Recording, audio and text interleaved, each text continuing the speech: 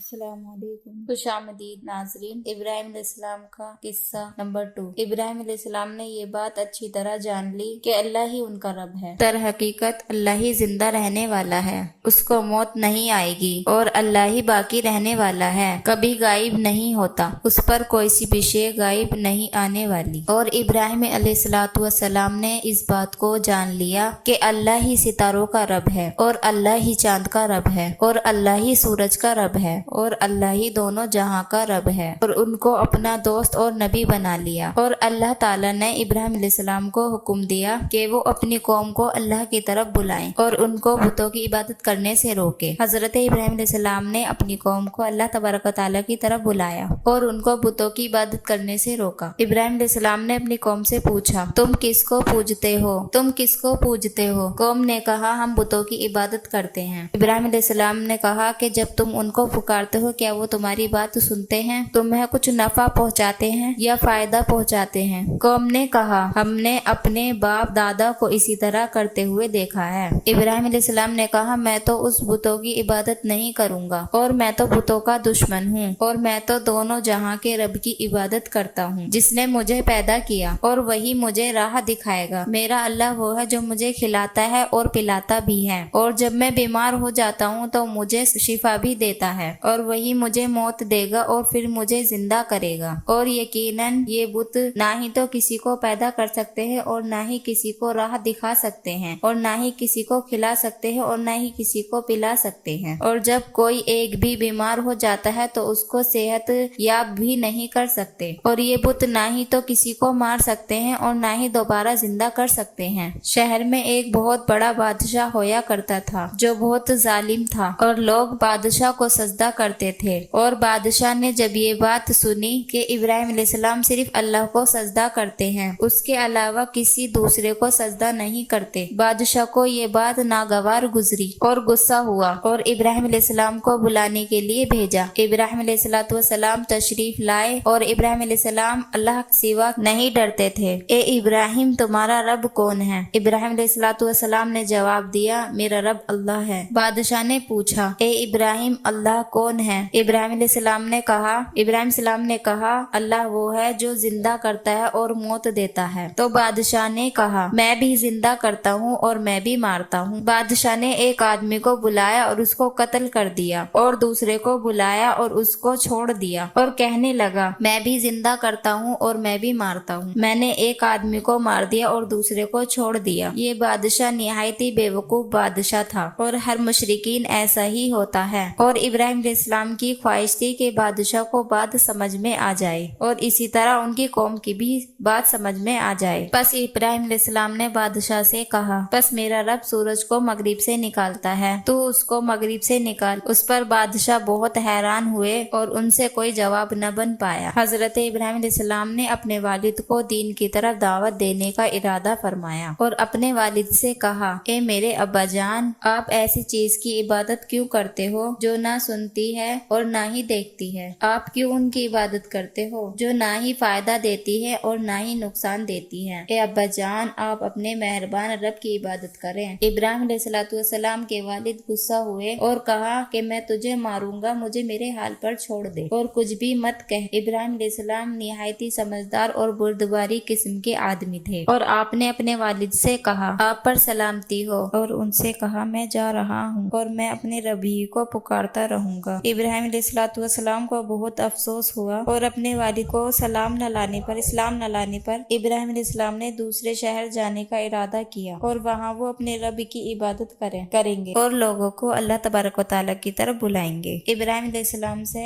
उनकी कौम और बादशाह और सभी उनसे नाराज हो गए थे और आपने इरादा किया किसी दूसरे शहर की तरफ सफर करेंगे और वहाँ यकसा होकर इबादत करेंगे और लोगों को अल्लाह तबारक व तआला की तरफ बुलाएंगे। और इब्राहिम अलैहिस्सलाम अपने शहर से निकले और अपने वालिद को अलविदा कहा और आपने मक्का जाने का इरादा फरमाया और आपके साथ आपकी बीवी हाजरा रज़ियल्लाहु ताला अन्हा थी। और मक्का में ना ही घास थी और ना ही कोई दरख्त थे और सब्जी का नामो निशान भी ना था और ना ही कोई कुआं और ना ही कोई नहर, और शहर में ना ही कोई जानवर था और ना ही कोई इंसान था। और इब्राहिम अलैहिस्सलाम ने اپنی بیوی حاجرہ رضی اللہ تعالیٰ عنہ اور اپنے بیٹے اسماعیل علیہ السلام کو وہاں چھوڑا۔ جب آپ نے مکہ سے جانے کا ارادہ کیا تو آپ کی بیوی حاجرہ رضی اللہ تعالیٰ عنہ نے کہا کہ آپ کا کہاں کا ارادہ ہے؟ آپ مجھے یہاں سے تنہا چھوڑ کر جا رہے ہیں جہاں نہ ہی تو پانی ہے اور نہ ہی کوئی کھانے کی کوئی شے ہے۔ کیا اللہ نے آپ کو اس کا حکم دیا ہے؟ ابراہیم علیہ السلام نے جواب دیا، ہاں۔ حاجرہ رضی اللہ تعالیٰ عنہ نے کہا، ایک مرتبہ حضرت اسماعیل علیہ السلام کو پیاس لگی اور آپ کی والدہ نے آپ کو پانی پلانا چاہا، لیکن پانی کہاں تھا؟ لیکن مکہ مکرمہ میں کوئی پانی ہی نہیں تھا اور نہ ہی کوئی کنواں تھا اور نہ ہی مکہ میں کوئی نہر تھی۔ حضرت حاجرہ رضی اللہ تعالیٰ عنہ پانی کو تلاش کرتی رہی اور آپ صفا سے مروہ اور مروہ سے صفا تک دوڑ لگائی، اور اللہ تعالیٰ نے حضرت حاجرہ رضی اللہ تعالیٰ عنہ اور حضرت اسماعیل رضی اللہ تعالیٰ عنہ کی مدد فرمائی اور ان دونوں کے لیے پانی پیدا فرمایا۔ پانی نکل پڑا۔ حاجرہ رضی اللہ تعالیٰ عنہ اور حضرت اسماعیل علیہ السلام نے پانی پیا اور پانی بچ گیا جو بیر زمزم بن گیا، اور اللہ تعالیٰ نے زمزم کے پانی میں بہت برکت عطا فرمائی، اور یہ وہی کنواں ہے جس سے لوگ حج کے دوران پانی پیتے ہیں اور زمزم کو اپنے شہر میں لے آتے ہیں۔ اور کیا تم نے زمزم پیا ہے؟ ایک عرصے کے بعد حضرت ابراہیم علیہ السلام مکہ کی طرف لوٹے اور حضرت اسماعیل علیہ السلام اور حضرت حاجرہ رضی اللہ تعالیٰ عنہ سے ملے، اور حضرت ابراہیم علیہ السلام اپنے بیٹے سے مل کر بہت خوش ہوئے۔ اور ابراہیم علیہ السلام ننھے سے بچے تھے اور وہ دوڑتے اور کھیلتے تھے اور اپنے والد کے ساتھ گھر سے باہر نکلتے تھے۔ ابراہیم علیہ السلام کو اپنے بیٹے سے بڑا پیار تھا۔ ابراہیم علیہ السلام نے ایک مرتبہ خواب میں دیکھا کہ وہ اپنے بیٹے اسماعیل علیہ السلام کو ذبح کر رہے ہیں۔ ابراہیم علیہ السلام سچے نبی تھے اور ان کا خواب بھی ایک سچا خواب تھا، اور ابراہیم علیہ السلام اللہ کے دوست بھی تھے۔ بس اللہ نے یہ ارادہ کر لیا، جو آپ کو خواب میں حکم دیا ہے اس کو پورا کروں۔ حضرت ابراہیم علیہ السلام نے حضرت اسماعیل علیہ السلام سے کہا، بے شک میں نے خواب میں تمہیں ذبح کرتے ہوئے دیکھا ہے، بس اس کو ذرا سوچو، اس بارے میں تمہاری کیا رائے؟ اسماعیل علیہ السلام نے کہا، ابا جان، آپ کو جس بات کا حکم دیا گیا ہے آپ اس کو کر گزریں، اور اگر اللہ نے چاہا تو آپ مجھے صبر والوں میں سے پائیں گے۔ حضرت ابراہیم علیہ السلام نے حضرت اسماعیل علیہ السلام کو اپنے ساتھ لیا اور اپنے ساتھ چھڑی بھی لی، اور ابراہیم علیہ السلام جب من پہنچے کو ذبح کرنے کا ارادہ کر لیا، اور اسماعیل علیہ السلام زمین پر لیٹ گئے،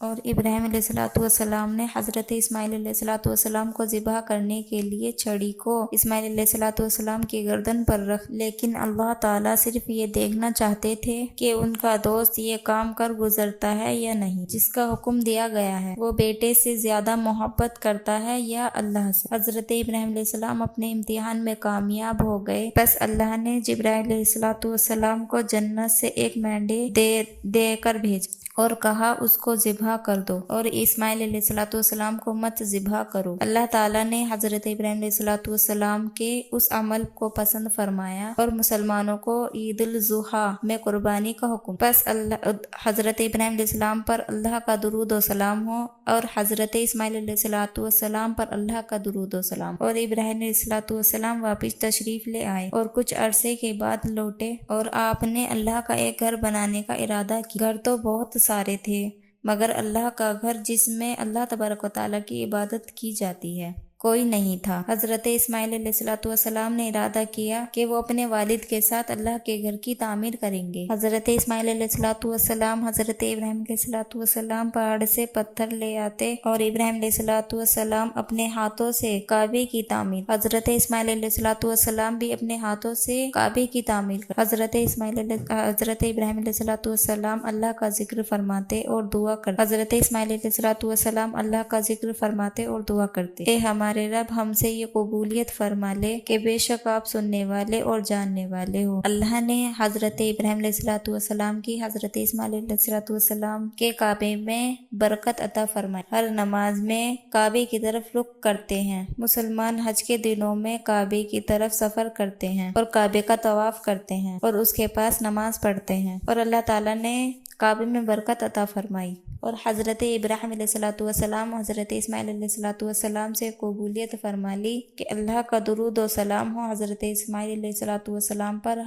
اللہ کا درود و سلام ہو حضرت اسماعیل علیہ الصلوۃ والسلام، اور اللہ کا سلام درود و سلام ہو حضرت محمد مصطفیٰ صلی اللہ علیہ وسلم۔ حضرت ابراہیم علیہ السلام کی ایک اور بیوی تھی اور اس کا نام سارہ تھا، اور سارہ سے ابراہیم علیہ السلام کا ایک بیٹا تھا اور ان کا نام اسحاق تھا۔ اور حضرت ابراہیم علیہ الصلوۃ والسلام نے مقام شام میں رہائش اختیار کی، اور حضرت اسحاق رضی اللہ تعالیٰ عنہ نے بھی وہاں رہائش اختیار کی۔ حضرت اسحاق رضی اللہ تعالیٰ عنہ نے شام میں اللہ تبارک و تعالیٰ کا گھر بنایا، جیسے آپ کے والد اور آپ کے بھائی نے مکہ میں اللہ کا گھر بنایا، اور یہ مسجد جس کا نام حضرت اسحاق رضی اللہ تعالیٰ عنہ نے بنایا تھا وہ بیت المقدس کہلاتی ہے، اور وہ یہی مسجد ہے، مسجد اقصی، جس کے آس پاس اللہ تعالیٰ نے بہت برکت دی ہے، اور اسحاق علیہ الصلوۃ والسلام کی اولادوں میں برکت دی ہے، اور اسماعیل علیہ الصلوۃ والسلام کی اولادوں میں برکت دی ہے، اور ان میں بہت سے انبیاء اور بہت سے بادشاہ گزرے ہیں۔ اور اسحاق علیہ الصلوۃ والسلام کا ایک لڑکا تھا اور اس کا نام حضرت یعقوب علیہ الصلوۃ والسلام تھا، اور آپ نبی تھے، اور حضرت یعقوب علیہ الصلوۃ والسلام کے 12 لڑکے تھے، اور ان میں سے حضرت یوسف علیہ الصلوۃ والسلام اور بن یعقوب بھی تھے جو آپ کی خدمت میں پیش کیا گیا ہے۔